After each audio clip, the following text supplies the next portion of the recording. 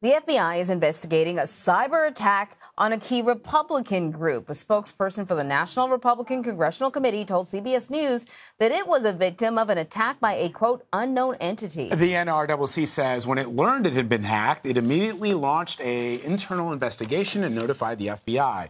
A source told our Jeff Pegues that a hacker figured out someone's password and used that password to gain access to other parts of the network. Patrick Tucker is the technology editor for Defense One, a national security-based news website. Thanks for joining us, Patrick. What do we know about this breach? Well, it's a remarkable story, first broken by Politico yesterday. The NRCC senior membership hacked, according to Politico's reporting, potentially thousands of sensitive emails exposed, and that goes back months to April. So when the NRCC noticed this, they informed CrowdStrike, which is the company that monitors the NRCC's corporate website. It's unrelated to this hack, we think, but they began monitoring this breach as well. And remarkably, Paul Ryan and senior Republican leadership were apparently only notified about this on Monday night. That's because there was an investigation going on to try and fix attribution onto who the attackers might be. That attribution hasn't come out yet, either from the victims, from the FBI, from CrowdStrike, or from anywhere else. But sources did tell Politico that they suspected that a foreign nation state was responsible, and that's because of the nature of this attack, the targeting being a political group, political officials. The Chinese, for instance, tend to target economic and intellectual, sometimes military targets. So this would suggest that if a nation state is behind this attack, and we don't know yet whether or not that is true, that's just what sources have told Politico, that would suggest Russia, but it's far too early to know. So, I mean, when you say that, though, I can't help but to think we just had a midterm election. Has there been an impact in any way? And, of course, we're looking forward to the next presidential election. You know, there's got to be concern out there that we may be revisiting what we saw happen in 2016. Right.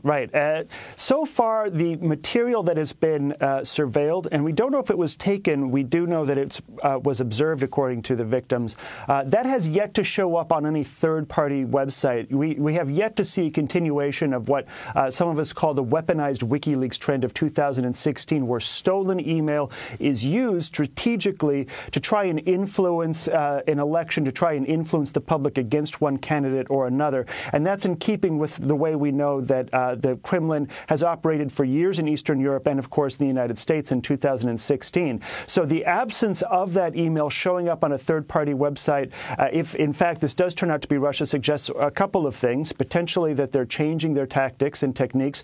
What they employed in 2016 having risen in risk for them, for the Kremlin. It could suggest that the GRU, who was responsible for that 2016 attack, along with the FSB, has changed some of its tactics. They've suffered a number of embarrassing setbacks recently. Look at the Skripal case in the United Kingdom and several other instances where people are now talking about them much less like they're an intimidating, well-trained force and much more like a sort of clumsy and dangerous organization. And it could suggest that there's not yet any strategic advantage for releasing sensitive emails from Republican leadership for the Kremlin, but that could happen in the future. So we'll just have to wait and see.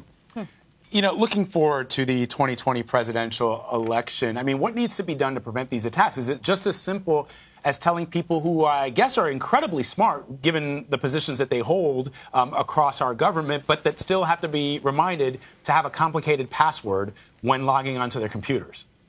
Well, complicated passwords are all well and good, and the thing is that if your nation state is sort of intent on stealing your emails, this was a password breach, and we have no idea how complicated the passwords were in this instance. Some of the things that can help, though, according to some of the best research that's out there, is to, number one, admit when a breach has happened right away. And that's not what actually happened in this case, because there was a long investigation.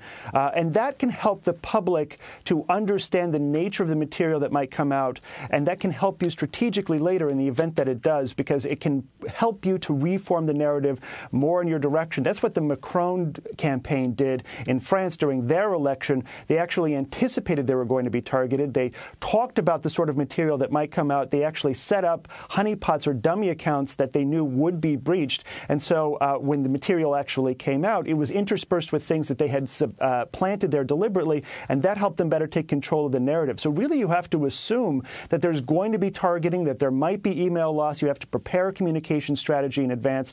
But on top of that, absolutely two-factor authentication, other simple cybersecurity measures that are becoming common practice, but slowly. And while they're common practice among cybersecurity professionals and intelligence professionals, you're talking about campaign committees where you've got a lot of volunteers from a lot of different parts of the country. And so really bringing everybody that works in your organization up to date on best practices, that can help a lot too. Yeah, Patrick, we've seen over and over and over again that a lot of these breaches have to do with just, human error, that they get a phishing email and they click on it and then everything sort of unravels from there.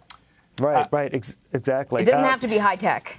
It doesn't have to be high-tech. Increasingly, though, we've seen that the way some operators use this, especially if it's a nation-state and especially if it's very intent on getting compromise on a potential target, those phishing emails can be really sophisticated. You actually have a human intelligence element that goes into crafting the message to the target, figuring out the best way to do it. So if you look at some of the emails that were sent to John Podesta and the DNC, they're actually very sophisticated, but certainly don't click links from that you don't recognize. Always look at the URL attached to the link to see if it makes sense, and always look at the actual name, the address that it purports to come from, because that can also be an indicator of someone posing as someone you might know to send you a suspicious email.